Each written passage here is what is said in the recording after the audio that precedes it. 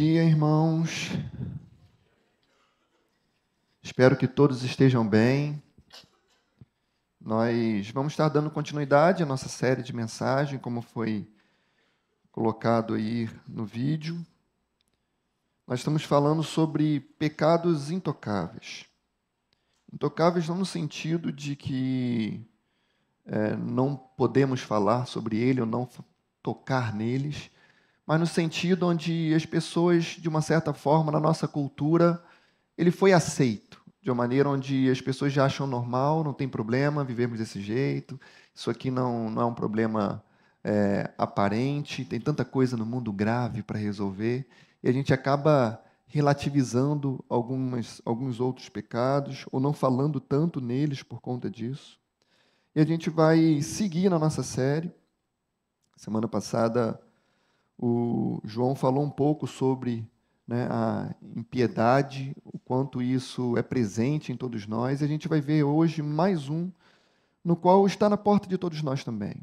Acredito eu que não tenha alguém aqui hoje que não lutou contra isso, ou que não luta contra isso, ou que não vai lutar também. Quero convidá-los a abrir a palavra de Deus em Mateus capítulo 6.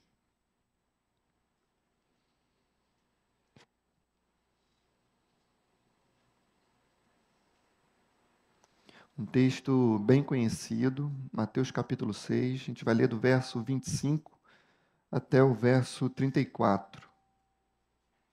Jesus ele estava com seus discípulos ali num monte onde foi conhecido esse sermão como o Sermão do Monte.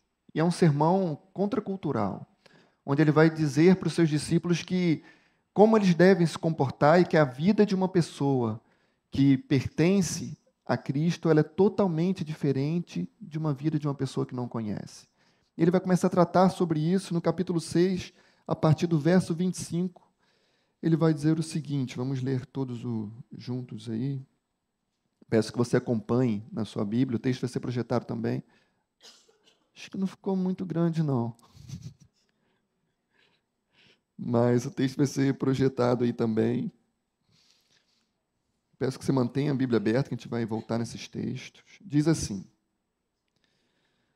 portanto, eu lhes digo, não se preocupem com sua própria vida, quanto ao que comer ou beber, nem com seu próprio corpo, quanto ao que vestir. Não é a vida mais importante que a comida, e o corpo mais importante que a roupa? Observem as aves do céu. Não semeiam, nem colhem, nem armazenam celeiros. Contudo, o Pai Celestial as alimenta.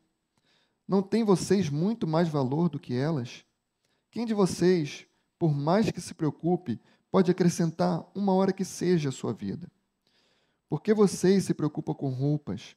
Vejam como cresce o lírio do campo. Eles não trabalham nem tecem. Contudo, eu lhes digo que nem Salomão, em todo o seu esplendor, vestiu-se como um deles. Se Deus veste assim a erva do campo, que hoje existe e amanhã é lançada ao fogo, não vestirá muito mais a vocês, homens de pequena fé. Portanto, não se preocupe dizendo, o que vamos comer? Ou o que vamos beber? Ou o que vamos vestir? Pois os pagãos é quem correm atrás dessas coisas. Mas o Pai Celestial sabe que vocês precisam delas. Busquem, pois, em primeiro lugar, o reino de Deus e a sua justiça, e todas essas coisas lhes serão acrescentadas.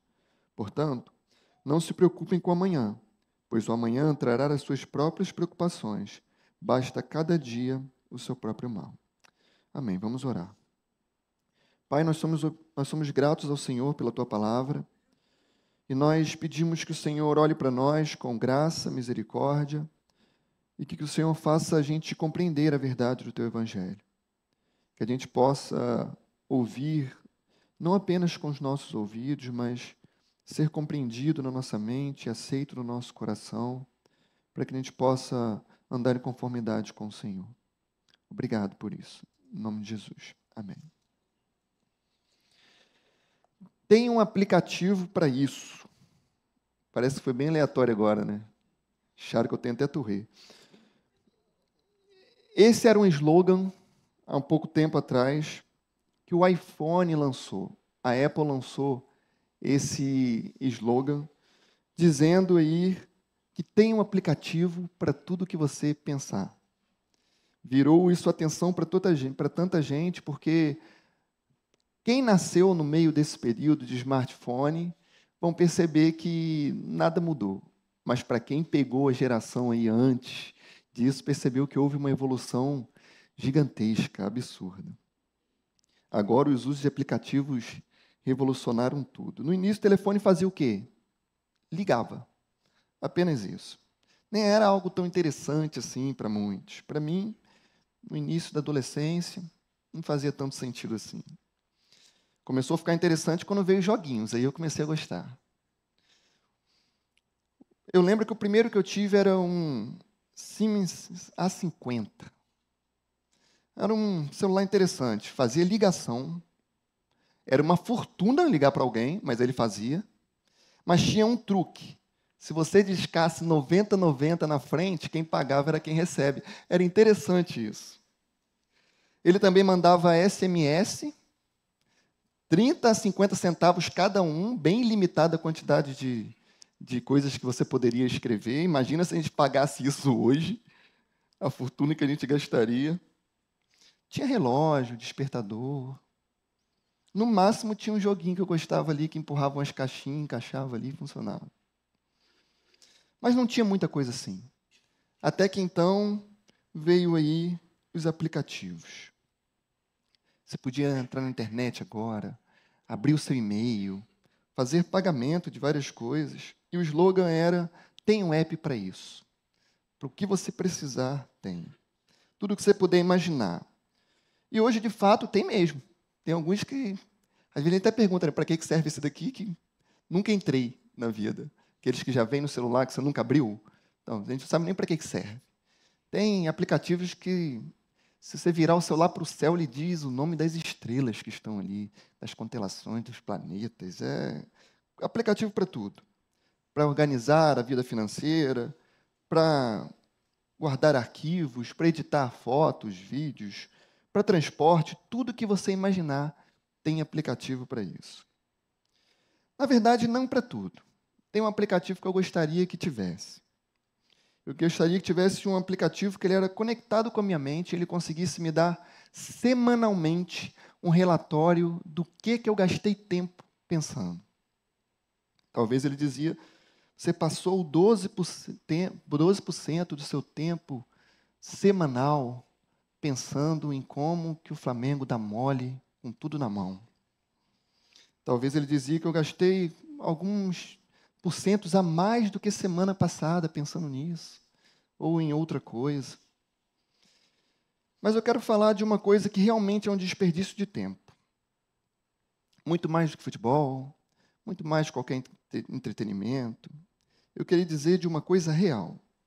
Eu queria saber quanto tempo eu passei durante a semana pensando sobre algo que eu não deveria pensar. Eu queria saber quanto tempo eu passo com ansiedade, preocupado com coisas que eu não deveria estar, coisas que Jesus já disse que eu não deveria me preocupar e pensar. E sim, isso sim é pensar à toa, é gastar tempo à toa. E hoje a gente vai entender o porquê. Nosso tema de hoje, então, é ansiedade e frustração. Primeiramente, antes de entrar a fundo no tema e ver o que o texto tem, eu queria falar algumas coisas que não é sobre essa ansiedade que eu estou falando aqui. Eu estou ciente de que existe na nossa cultura alguns termos usados para ansiedade que não têm a ver com o que o livro está dizendo, com o que a Bíblia Sagrada está nos dizendo. Por exemplo, a gente, quando está com expectativa em alguma coisa, às vezes a gente usa a palavra ansioso. Né? Tem algum evento para fazer, tem algo que você comprou e está chegando, você fala, não estou ansioso para que ele chegue logo. Não é desse tipo de ansiedade que aqui está falando, dessa expectativa sobre alguma coisa que está vindo. Eu estou ciente também que algumas pessoas sofrem com ataques de ansiedade debilitantes e que muitas resultam aí e vão se expressar fortemente de maneira física e que vão chamar isso de ansiedade patológica ou transtornos de ansiedade. Não é uma ansiedade comum. Esse caso aqui requer realmente ajuda profissional e nós também não estamos lidando com esse foco aqui principal. Eu estou lidando aqui com o que nós podemos chamar de ansiedade no cotidiano. Aquela ansiedade que é comum a todos. Todos nós vamos sofrer um certo nível dessa ansiedade. Uns mais, outros menos. Um dia sim, um dia não. Mas ela sempre estará à porta do nosso coração. E nós vivemos numa era que é marcado pela ansiedade. Nós nos preocupamos com o amanhã, nós nos preocupamos com o dinheiro, nos preocupamos com o corpo, com a saúde, com os filhos, com o futuro. E muitas vezes nós tentamos disfarçar, chamamos essa preocupação de cuidado ou de planejamento. Mas nada é do que um medo disfarçado de responsabilidade.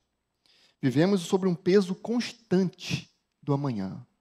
O que será o amanhã? Mas Jesus ele nos chama aqui a uma vida diferente, a uma confiança em entregar o amanhã a quem pertence. Vivemos, então, num período desafiador. A nossa cultura, a nossa sociedade, ela o tempo inteiro nos cobra sobre o amanhã. Quem você será amanhã? O que você está fazendo que vai refletir amanhã? O que você precisa fazer hoje? Se ele não tem reflexo nenhum amanhã, para que fazer hoje? Quais são as dificuldades que eu tenho hoje? A gente praticamente nem pensa nisso. A gente está perguntando sempre quais são as dificuldades que a gente vai ter amanhã. E isso é interessante, porque isso faz com que a gente perca o hoje e quando chega amanhã a gente perde ele também, porque a gente vai estar preocupado com o depois da manhã. E isso vira um ciclo onde a gente não consegue usufruir da vida no qual Deus nos deu. Jesus nos chama aqui nesse sermão a entregar a nossa ansiedade, a colocar a nossa ansiedade aos pés deles e viver um dia de cada vez. Olha como ele começa o verso 25. Portanto, eu lhes digo, não se preocupe com a sua própria vida. Irmão, aqui não é uma ideia, primeiro, como eu falei, não é uma ideia de que a vida é tranquila demais, que está tudo tranquilo, que eu não preciso me preocupar porque está tudo bem. Que não existem coisas legítimas no qual a gente não tem que se preocupar, que é uma vida sem ansiedade, é uma vida que não tem preocupação nenhuma. Eu não estou falando sobre isso. Quem aqui já assistiu O Rei Leão? Lembra, né? Aquela historiazinha onde o Simba acontece um grande problema. Seu pai morre, arma uma emboscada, a culpa é jogada para cima dele, ele foge para um outro lugar e ele encontra dois personagens, chamados Timão e Pumba. E o lema deles é simples, Hakuna Matata, que significa, esquece tudo. Está um problemão lá no reino, né? Finge que nem existe, viva sem preocupação. Está tudo bem. Não é isso aqui que Jesus está querendo que a gente faça. Que a gente feche os olhos para a realidade do mundo e não se preocupe com nada, fingindo que está tudo bem. Não é essa a ideia. Não é viver no ritmo do que às vezes a sociedade vai, às vezes, fazer com que a gente faça. Don't worry, be happy. Fique tranquilo. Não se preocupa com nada. As coisas estão caindo ao seu redor. Tranquilo. Viva tranquilo. Não é isso que Jesus está querendo dizer. Existem, de fato, preocupações que são legítimas, que podem dizer até que são santas. Paulo, por exemplo, ele vai dizer que ele se preocupava com a igreja, que ele se preocupava com o bem-estar dos irmãos, em saber como eles estavam, em saber que ele descobria que alguns às vezes estavam doentes, e como é que ele está? Manda uma carta, me conta. Ele tinha algumas preocupações que são preocupações legítimas e que são saudáveis ter. O que ele está querendo destacar aqui não é a questão da preocupação em si, mas é a falta de confiança de que Deus está cuidando de tudo isso. E isso acontece quando nós deixamos as preocupações dominarem os nossos atos, os nossos pensamentos, e paramos, e paralisamos, e não fazemos mais nada por causa disso. Inclusive, Martin Lloyd Jones, ele dizia uma coisa interessante, ele dizia que nós temos uma fé, que o cristianismo tem uma fé muito boa no Cristo que salva. Mas às vezes não percebemos que esse Cristo que salva, que essa mesma fé nesse Cristo Salvador, é no Cristo que cuida. A gente entende muito bem, Ele me salvou, Ele me perdoou, mas a minha vida eu que tenho que me virar. Deus ele está fazendo outras coisas mais importantes por aí e agora é comigo. Agora, se eu não der conta, agora, se eu não fizer acontecer, acabou. E nos desesperamos. Porque cremos num Deus que salva, mas um Deus que cuida, eu já não sei. Também não estou dizendo que não existem coisas também que não nos abalam. A vida é quase sempre difícil. E muitas vezes dolorosa. É verdade, todos nós enfrentamos pressões diárias que vão desde pequenas coisas que nos incomodam até grandes desastres e tragédias que podem acontecer ao nosso redor. Mas a maioria das vezes, a maioria delas, se nós colocarmos no papel, ficamos ansiosos por coisas que nem aconteceram de fato. Por coisa que talvez nem vai acontecer de fato. Mas a gente fica assim por causa do medo de que isso pode um dia acontecer. Depois que eu tive filho, você pensa uns negócios estranhos às vezes. Você fica tipo assim, e se isso aqui acontecer? E se ele ficar doente? E se alguma coisa... E a gente fica o tempo inteiro, às vezes horas e horas, matutando coisas que talvez não vai acontecer nada. Quando é a primeira vez que você vai deixar ele em algum lugar, você fala assim, vou deixar ele aqui. E se ele cair? E se alguém não olhar? E se alguém... Aí ele volta tranquilo, nada aconteceu. O que aconteceu? Você ficou horas e horas se preocupando, descabelando, por uma coisa que nem aconteceu. Por uma coisa que nem está ao seu alcance. É isso que ele faz com a gente. Já passou horas à noite em claro por conta disso? Por causa de algo que nem aconteceu? E se eu não conseguir? E se faltar? E se der errado? E no final, às vezes, tudo der certo. E se desse errado também, o que a gente poderia ter feito?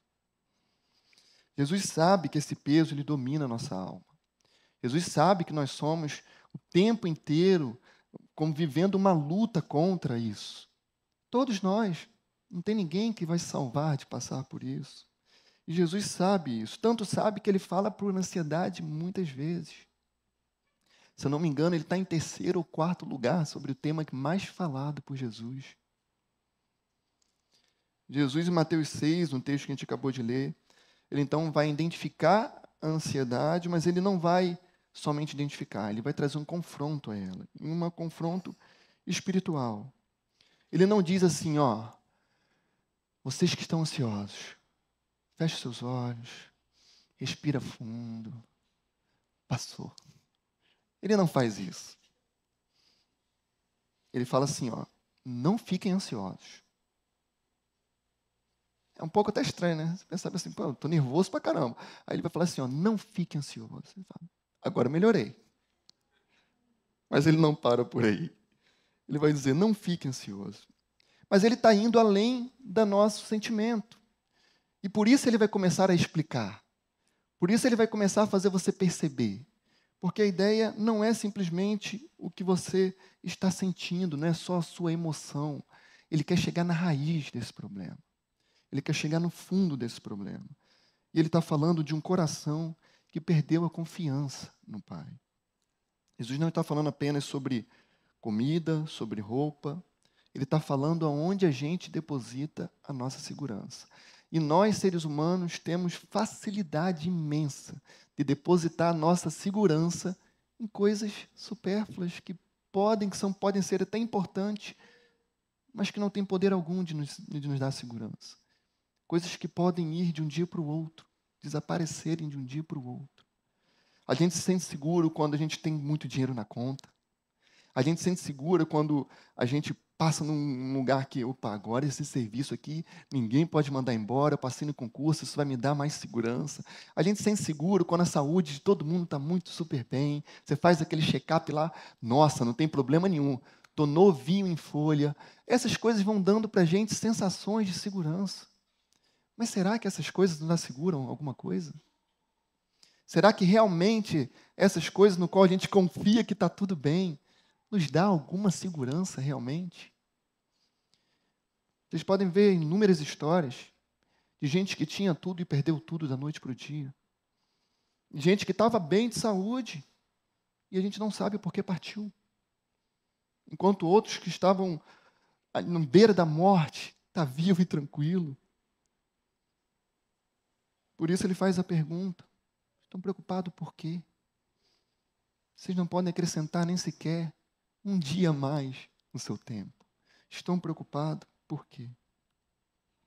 E ele chega na raiz dessa ansiedade. E o primeiro ponto aí é que a raiz da ansiedade é a descrença que a gente tem no cuidado de Deus. O Jerry Bridges, no qual é o livro que nós estamos usando como livro base para essa série, ele fala uma frase muito honesta. Ele diz assim: quando a ansiedade me domina, estou acreditando que Deus não se importa comigo. É uma afirmação dura, mas ela tem a sua realidade. No fundo, toda ansiedade, ela revela uma crise de fé. É como se nós disséssemos: Senhor, eu sei que o Senhor é bom, eu sei que o Senhor me salvou, mas essa parte da vida o Senhor não vai conseguir resolver. Esse negócio que está assim, está errado por algum motivo, e eu sei que o Senhor não vai fazer nada em relação a isso. Ou eu sei até que, às vezes, ela vai até transparecer de uma forma parecida com uma humildade, no sentido que a gente fala bem assim: eu sei que o Senhor está preocupado com tanta coisa, tem guerra acontecendo em tal lugar, tem fome espalhada em tanto lugar, eu sei que o Senhor está tranquilo aí, que você não vai resolver esse problema meu, porque o Senhor está ocupado com muita coisa. E eu vou ter que fazer algo. Eu vou ter que sofrer as consequências disso aqui.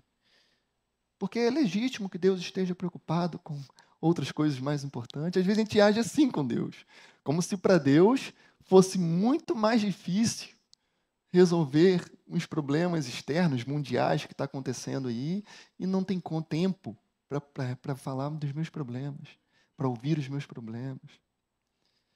Às vezes nós colocamos ele numa caixinha, onde a gente acha que para ele resolver 1000 problemas em um, é muito mais trabalho ele resolver os 1000, então não vai dar para resolver esse um. Esquecemos que para Deus resolver 1000 problemas em um, é a mesma coisa. Não tem dificuldade nenhuma. Ele só precisa de uma coisa: falar. Foi assim que ele criou o mundo inteiro. Falou e as coisas deram existência. Se ele quisesse acabar agora, nesse exato momento, com toda a guerra no mundo, é só ele falar. E tudo acabaria. Da mesma maneira que o meu problema pequeno, ele podia olhar e falar bem assim: ó, está resolvido. E também estaria. E por isso que a Bíblia vai nos sempre orientar a lançar, Pedro vai falar sobre isso, lançar a nossa ansiedade nos pés do Senhor. Porque é Ele quem cuida de nós. E precisamos crer nisso. Por isso, é uma crise de fé. Porque às vezes nós não cremos. Às vezes achamos que se a gente não fizer nada, é Ele que não vai resolver. E nós precisamos mudar isso. Jesus, então, nos convida a olhar para duas coisas na criação. A partir do verso 26, ele vai falar sobre isso. Observem as aves do céu. Não semeiam, nem colhem, nem armazenam em celeiros. Contudo, o Pai Celestial as alimenta. Não tem vocês muito mais valor do que elas? Quem de vocês, por mais que se preocupe, pode acrescentar uma hora que seja a sua vida? Por que se preocupam com roupas? Vejam como crescem os lírios do campo. Eles não trabalham nem tecem. Contudo, eu lhes digo que nem Salomão, em todo o seu esplendor, vestiu-se como um deles. Duas coisas que ele faz a gente pensar: nas aves do céu, que não plantam, nem colhem, nos lírios do campo, que não trabalham, não fiam, e ainda assim se vestem melhor do que o próprio rei Salomão. Naquele período, alguns estudiosos vão falar que naquele monte era muito comum plantações bonitas, jardins e também pássaros que ficavam por ali. Então, alguns vão falar que provavelmente Jesus estava fazendo eles realmente olharem aquelas coisas e refletirem. Está vendo os passarinhos que estão ali? Olha a preocupação deles. Nenhuma. Não estão guardando nada, não estão fazendo nada, estão tranquilos. Está vendo os lírios do campo? Deus é quem veste cada um deles. Jesus está dizendo para eles o seguinte: se Deus cuida de quem não tem nem alma, Se Deus cuida de um ser vivo que não tem nem pensamento, nem sentimento e emoções, quanto mais Ele vai cuidar de você, que é o seu povo escolhido, que foi feito à sua imagem e semelhança. Se Ele cuida de cada detalhe da criação, por que Ele não cuidará de vocês? Mas a ansiedade, ela atrapalha a gente de ver isso. Ela estreita a nossa visão, onde a gente não consegue perceber esse Deus que cuida. Por isso que Ele fala, olha bem, percebe bem, contemple bem. Porque quando a gente está nesse período ansioso, quando a gente está preocupado, a gente vê o problema muito facilmente. Mas a gente esquece de ver o Deus soberano que está acima de todos os problemas. A gente vê as causas imediatas, os atrasos, os diagnósticos, as contas, mas a gente não vê o Deus que dirige e provê todas essas coisas. A gente perde essa percepção. O autor do livro vai usar um caso no qual me fez lembrar de um caso que passei alguns anos atrás. Eu tinha que viajar para fazer uma pregação numa igreja. Aí eu fui pegar um voo e era tipo assim, o voo tinha que chegar no dia seguinte, no mesmo dia, para que era domingo de manhã, tinha já o culto lá, e tinha que pegar o voo, e a gente foi, quando chegou para pegar o voo, tudo certo, embarcamos, chegou aqui no Rio, chovendo, e falou, não tem como pousar. A gente vai ficar aqui, rodando aqui, e tentando ir. Ficou lá uns 30, 40 minutos voando, tentando pousar, até que ele chegou e falou bem assim, combustível já está baixo, a gente tem que voltar para lá, porque não tem como pousar. E voltamos para Belo Horizonte, ficamos lá e falou, e aí, o que a gente vai fazer? Olha, vocês esperam aqui, vai ter uma sala aqui, vocês ficam aqui, a gente vai dar o que vocês precisam para comer, senta aí, descansa, uma sala grande, bem confortável. Falou, senta aí que a gente vai ver o que vai fazer. Se a gente vai ficar em contato lá, se liberarem, a gente vai hoje. Se não liberar, ele não vai. E eu lembro que tinha uma senhora assim, eu tenho que chegar lá hoje. Se eu não chegar lá hoje fazendo um escarcéu, e não sei o que, tem que chegar e brigando. Eu falei, cara, o aeroporto não deixa pousar, não tem o que a empresa fazer. A empresa vai fazer o quê? Soltar de paraquedas lá em cima, vai, chega hoje. Não tem o que fazer. A empresa vai voar. Entendeu? Aí eu sentei num banquinho, tinha uma cadeira um pouco grande, assim, espaçosa. Eu falei, senhora, eu vou dormir. Você só cuida de uma coisa, porque isso aqui deve demorar. Se o pessoal for embora, não deixa eu dormir no que não, me dá uma cutucada aqui. Ela estava ansiosa, eu sabia que ela não ia dormir mesmo. Aí eu falei, então, você só me chama aqui. Aí ela olhou, você ainda vai dormir? Você tem que fazer nada não, né? Aí eu falei, na verdade eu tenho um evento que eu tenho que estar lá amanhã cedinho. E você vai dormir? Eu falei, olha, eu não controlo o tempo, eu não controlo o aeroporto, ou seja, o problema é de Deus, Ele que se vire com o tempo, conserte, ou se Ele não quiser consertar, é porque Ele não quer que eu chegue lá para pregar. É simples. Há alguém que governa todas as coisas acima de nós. E se tem necessidade de que eu chegue lá para pregar, Ele vai dar um jeito. E se não tem, acabou. Não precisava. Às vezes o pastor que está lá vai falar melhor, então deixa ele falar. E pronto. Não adianta a gente ficar se escabelando por coisas que a gente não pode fazer. E eu não estou dizendo aqui que a gente não tem que fazer nada. Estou dizendo que existem coisas que não tem o que a gente fazer. A gente só precisa confiar, descansar e dormir. Não tem o que fazer. Não tem o que fazer. Diferentemente de quando há algo que a gente pode fazer para mudar. Se eu pudesse, sei lá, pegar um carro ali e chegar lá, mas não tinha como. Nem carteira eu tinha. Não tinha nem como chegar. A grande realidade é que a gente tem que confiar. Que é um Deus que, às vezes, o plano dele é totalmente oposto do que a gente está pensando. Às vezes, no meu plano é que eu tinha que chegar lá, mas ele falou, não vai, e pronto. E eu falo, não, mas como é que não vai? Vai dar errado. A gente tenta o tempo inteiro a ter uma visão como se a gente conhecesse tudo que o mundo precisa e onde a gente tem que estar, a hora que deveria estar. mas é Deus quem governa sobre todas as coisas. E se não aprendermos a descansar nisso, vamos viver uma vida ansiosa. E quem sofre com isso somos nós mesmos. Nós mesmos que pagamos o preço por isso. Nós mesmos que pagamos essa conta. Jesus, então, ele não combate aqui a ansiedade com técnicas e coisas assim, não que sejam errados usar técnicas para essas coisas, mas ele quebra aqui de uma maneira simples. Ele começa a mostrar uma visão correta de quem Deus é.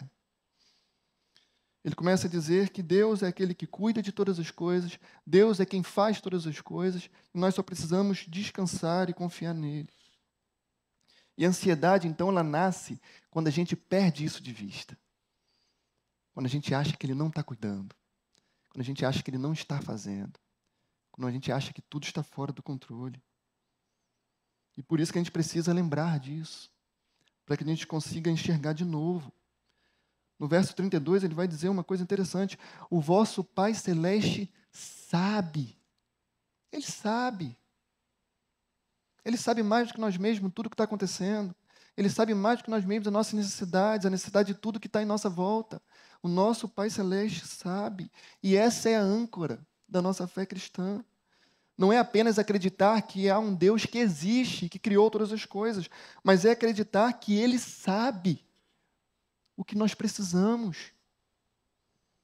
E que Ele é o nosso Pai. Cantamos isso agora. Há pouco tempo. Somos amados, somos o seu filho. E Ele é por nós até o fim, acabamos de falar sobre isso. Mas será que de fato nós cremos nisso na nossa vida cotidiana? O Evangelho não é apenas um Deus poderoso. É um Deus, sim, rico em poder, em santidade, em majestade, em glória, mas um Deus que é Pai. Portanto, Ele é pessoal, é bom, e Ele cuida de cada um de nós. A providência de Deus é essa verdade que nos consola. Nada foge do seu controle. Tudo serve aos seus propósitos de amor por nós. Por isso Paulo vai dizer, todas as coisas cooperam. Todas. Às vezes coisas ruins acontecem, nós estamos pedindo, Deus, não é assim. Enquanto Ele está lá, não, tem que ser assim. Porque é assim que você vai ser tratado. Porque é assim que você vai ser curado. Porque é assim que você vai aprender. Porque Ele sabe o que nós precisamos de fato. Nós achamos que sabemos, é diferente. Mas Ele realmente sabe aquilo que nós precisamos. Se o plano de Deus for diferente do meu, e aí? Como que nós nos comportamos? Tudo acontece por um propósito. E às vezes o propósito é esse. Tratar o nosso coração. Fazer a gente admitir que é Ele quem controla todas as coisas. Fazer a gente admitir que a gente não está no controle da nossa vida. Um cristão não vive por controle, mas por providência. Por entregar nas mãos daquele que controla todas as coisas e experimentar o cuidado dele dia após dia.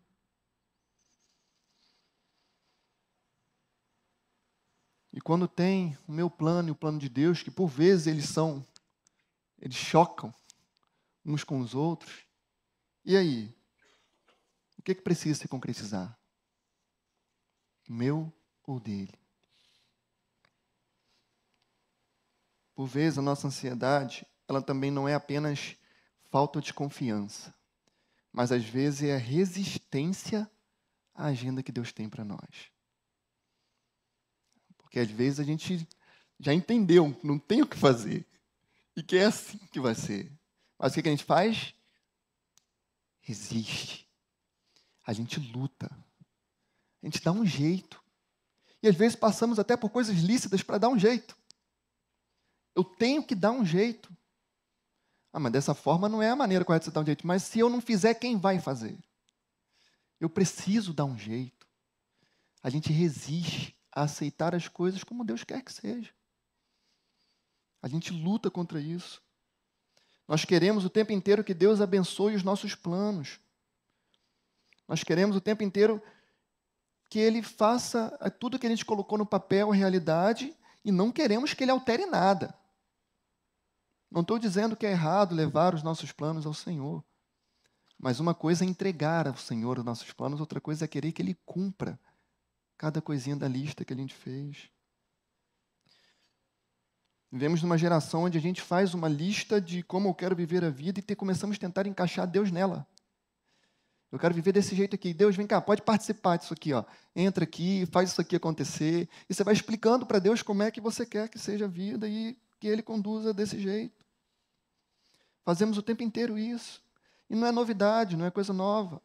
Lembra lá atrás, na multiplicação dos pães? Jesus, ele multiplica os pães e o povo fica, nossa, ele é o nosso Salvador. Vamos pegar ele aqui agora, vamos levar lá, vamos fazer ele rei, e vamos embora, partir para cima. E Jesus faz o quê? Foge. Parece que está dando tudo certo. Eu fico imaginando os discípulos em volta ali. Né? A gente está aqui com Jesus porque a gente precisa pregar para que o povo entenda que ele é o rei. O povo está entendendo. Olha lá, ele é o rei, vamos pegar e levar. E ele faz o quê? Foge. Porque o plano dele não era sentar num trono ali e viver fazendo as guerras que o povo queria contra o Império Romano e sentado num palácio. Ele veio para morrer. E o povo não entendeu. Então não é esse o Deus que a gente está esperando.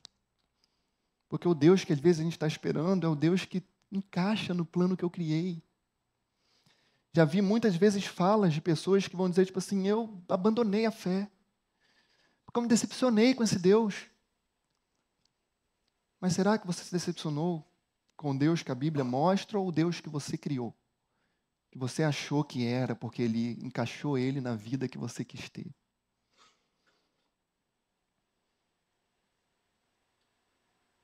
Por isso que a oração madura, no qual Jesus vai nos ensinar, não é Senhor, faça aqui o que eu quero, mas é Senhor, aqui está o que eu quero, mas que seja feito a tua vontade. Foi assim que Jesus orou no Getsemane. Pai, se possível, afasta de mim esse cálice. Contudo, não seja o que eu quero. Senhor, faça como tu queres. Essa é uma oração madura. Jesus não estava confortável. Nesse momento ele suou sangue. Nesse momento ele estava em profunda angústia. Mas seja feita a tua vontade. Não é o meu plano, é o do Senhor. E é aqui que a fé ela deixa de ser uma teoria e se torna uma submissão, onde eu confio naquele que eu creio. Não é algo apenas teórico, onde eu compreendi o que ele fez, mas onde eu começo a viver, confiando que ele continua fazendo e guiando toda a história. Jesus iria falar que como a gente vai ter que lidar com isso. E o convite de Jesus é: busque primeiro o reino. O terceiro ponto de hoje é esse que ele vai dizer. Depois de dizer, não se preocupem, ele vai dizer, busque o reino de Deus. Percebe que Jesus não apenas tira uma coisa, mas ele coloca outra no lugar. Às vezes nós pensamos que o evangelho é só de deixar de fazer as coisas. O evangélico é aquele que não faz isso, não faz aquilo, não faz aquilo. Não. Aqui ele tira o que não é para ser feito, mas ele coloca o que deve ser feito no lugar. Buscai, no verso 33 vai falar sobre isso. Buscai, pois, em primeiro lugar o reino de Deus e a sua justiça, e todas essas coisas lhe serão acrescentadas. A única maneira de a gente expulsar uma ansiedade dominante é substituir o centro do nosso coração.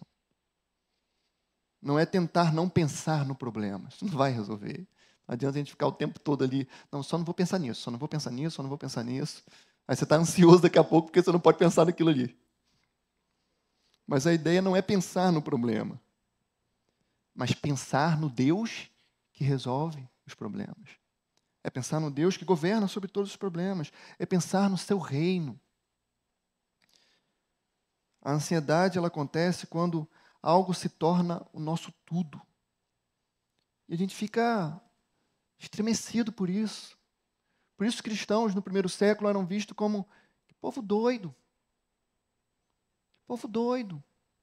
Se ele vai assumir ali mesmo que ele ressuscitou, vai morrer e vai perder tudo. E eles olhavam para eles e falavam assim: eu já ganhei tudo. Eu já tenho tudo e nem pode ser me tirado. Você pode tentar tirar minha vida e você não está me tirando nada. Eu já tenho a vida eterna, eu já tenho tudo que eu preciso. E é assim que a gente precisa agir. Quando o sucesso, quando a aprovação, quando o dinheiro, a segurança, o controle, eles se tornam aquilo que nos proporciona segurança. Toda vez que esse Deus, um D minúsculo, que nós criamos, ele é ameaçado, a gente entra em pânico. E isso vai acontecer, porque ele vai ser ameaçado várias e várias vezes na nossa vida. E graças a Deus por isso, porque isso nos ensina a confiar somente naquele que realmente pode prover e trazer o nosso sustento. Mas se o reino de Deus, isso é, o reinado de Cristo, ele se torna o centro do nosso pensamento, então todo o resto pode esperar. Todo o resto pode esperar. Porque quando o rei ele está no trono, a alma pode descansar. Porque sabemos quem governa. Há uma história bem antiga, provavelmente todos já ouviram também, mas vou contar mais uma vez, onde uma criança, ela está num avião, ele está caindo e está todo mundo desesperado. E tem uma criança tranquila. E todo mundo desesperado começa a ficar estranho com aquele comportamento daquela criança, e a pessoa olha para a criança e fala, mas está todo mundo gritando que você percebeu que o avião está caindo? Ele fala assim, não, fica tranquila, meu pai que é o piloto. E descansando. Já percebeu, você que tem filho, que às vezes é assim? Você está descabelado, e ele está como? Brincando, pulando. Sabe por que ele está brincando e pulando? Porque ele sabe que os pais dele estão cuidando. Ele não se preocupa com o que vai ter na geladeira, ele não se preocupa com o que vai faltar, nunca pergunta às vezes. Henrique aprendeu a falar tantas coisas, mas nunca viu falar tem fralda, nunca perguntou. Ele sabe que tem. Ele sabe que ele pode usar. Porque ele confia nos pais que tem. Nós precisamos ser assim. Às vezes, quando as coisas estão olhando de cima e está uma bagunça, a gente às vezes tem que sentar e falar bem assim, vou descansar, porque eu sei no pai que eu tenho. Não tenho o que fazer. Apenas confiar no pai que temos.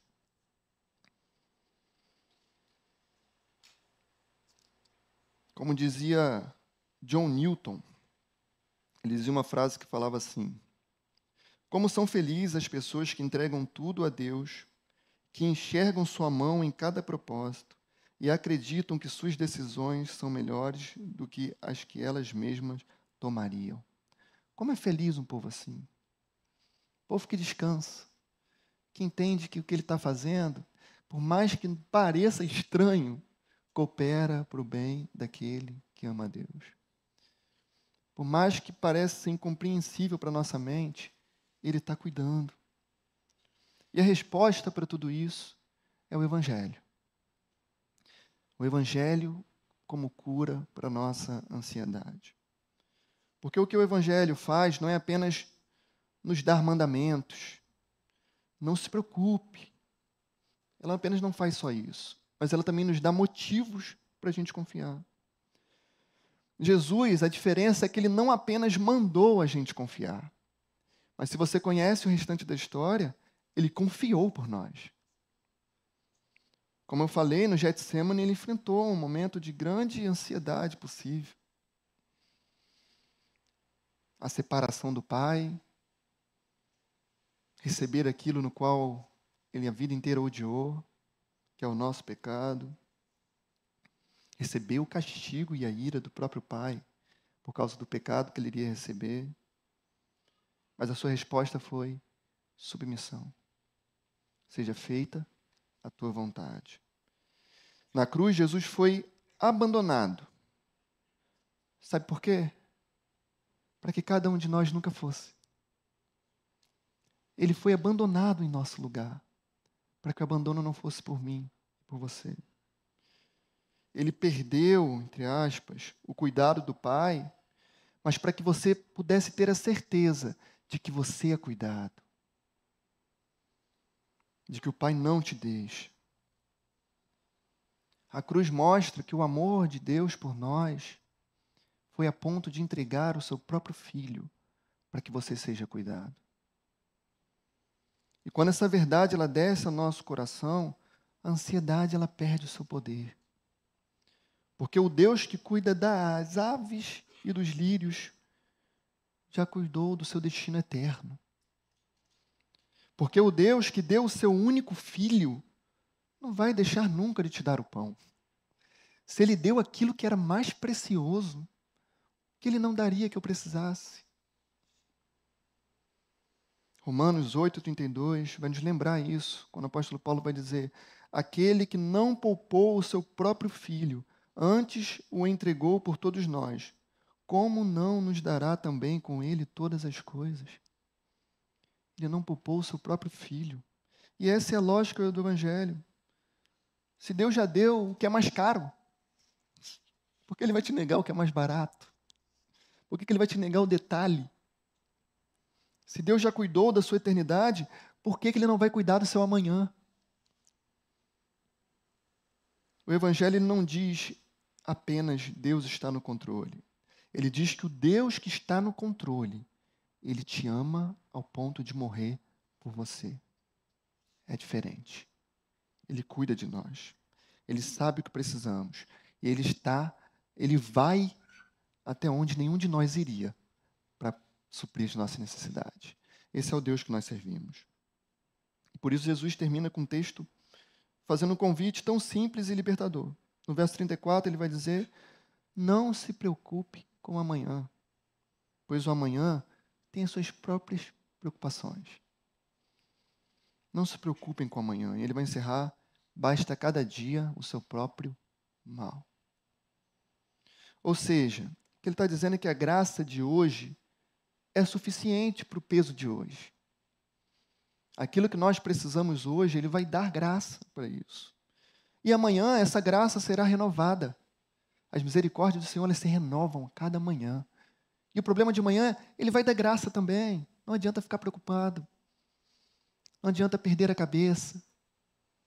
O Deus que resolveu o de ontem, resolve o de hoje, que vai cuidar do amanhã. E a verdadeira paz não vem quando tudo dá certo, mas quando o coração descansa em quem está no controle, ainda quando a coisa não está do jeito que nós planejamos. A fé cristã é a capacidade de descansar, mesmo quando não entendemos o que Deus está fazendo, mas descansamos porque confiamos em quem Ele é e que Ele cuida de nós. Esse é o combate que nós temos para a ansiedade. E para encerrar, gostaria de chamar a banda à frente, trazer algumas aplicações práticas para nós. Como eu disse, a ansiedade é uma coisa que todos nós lutamos, em certo nível. Quem não se preocupa? Quem não tem preocupação? Mas a pergunta é, quando a ansiedade vier, que ela vai bater a porta, como nós vamos agir?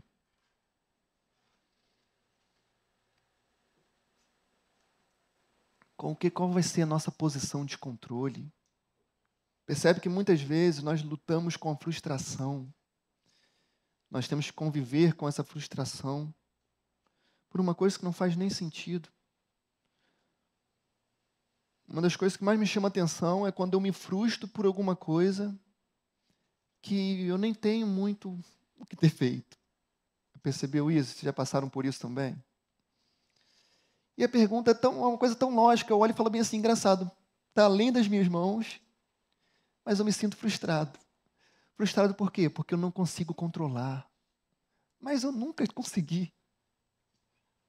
Eu apenas achei isso. Me venderam essa ideia de que eu controlo alguma coisa e eu acreditei.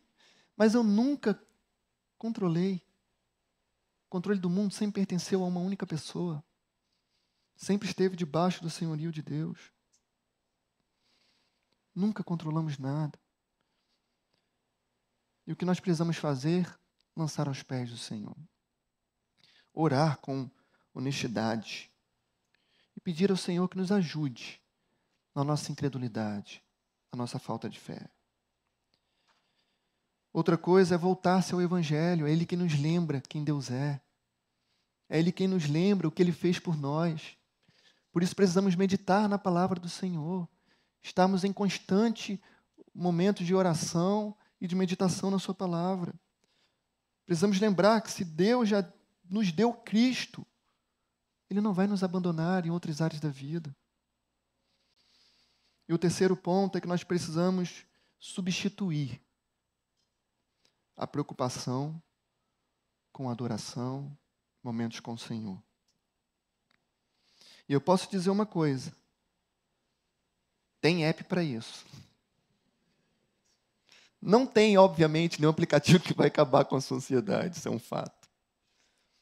Mas tem aplicativo que ajuda a gente a ler a palavra de Deus, ouvi-la, estar em constante meditação. Tem um monte de aplicativo que vai ajudar você a mandar mensagem para o seu irmão pedindo ajuda. Bater um papo, marcar um café, poder colocar para fora as angústias e pedir ajuda e ser consolado. Ou podemos fazer igual, talvez, um discípulo, ir num parque, igual tem um ali no início do pecado ali, do bairro, né? No início do pecado não é bom ser não. Mas no bairro. Pegar uma água de coco, ou um açaí, eu prefiro. Sentar embaixo de uma árvore, olhar os passarinhos ali, tem um monte. Tem muitos. E quando tiver, aproveita, observa como Deus cuida deles. E aproveita esse momento para ter uma conversa com o Senhor. Aquele que criou aqueles passarinhos, aquele que cuida deles, e coloque para fora. E eu tenho certeza que você será consolado.